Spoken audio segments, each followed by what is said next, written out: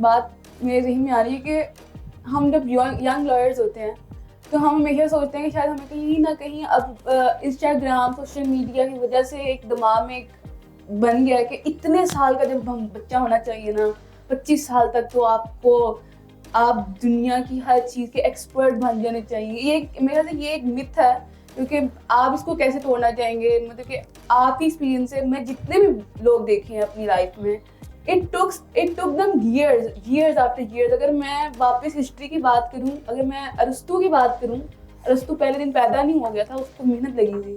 तो अगर आप यंग लॉयर्स को क्या एडवाइस करेंगे कि हैव पेशेंस, और what are the key thing that they must do अगर वो इस फील्ड में एक्सेल करना चाहते हैं? देखिए, इसके दो इसमें मरहले हैं।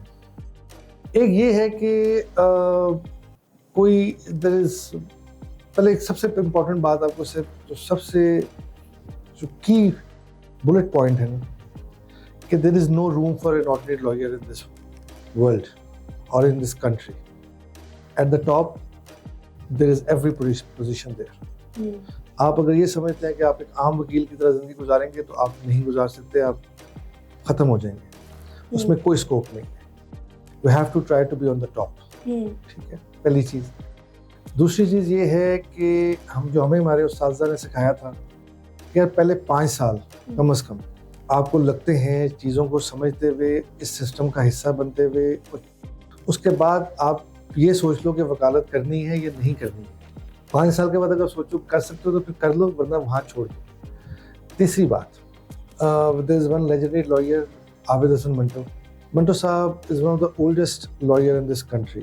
Somehow, if I am not wrong, he started his practice in 1951 or 61. I am just मतलब जब शायद मैं गलत हूँ इसलिए मैं कंफर्म नहीं है 51 की बात है या 61।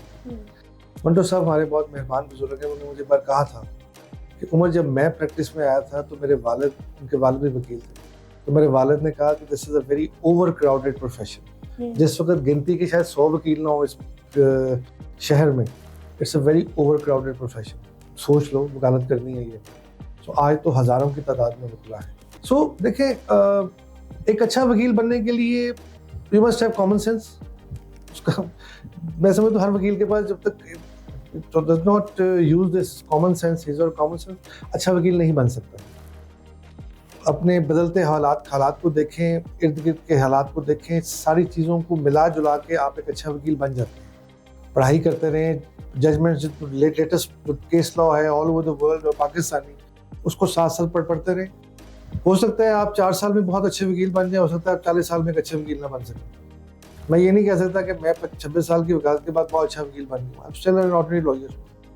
कोई शख्स, हाँ, एक मिराज होती है, जैसे अशतर साहब का नाम लिया, मंटो साहब का नाम लिया, वंडरफुल लॉयर्स, हमसे बहुत ज़्यादा इंटेलेक्चुअल कैपेसिटी उनकी बहुत ज़्यादा है, इसलिए वो बहुत अच्छे वकील हैं।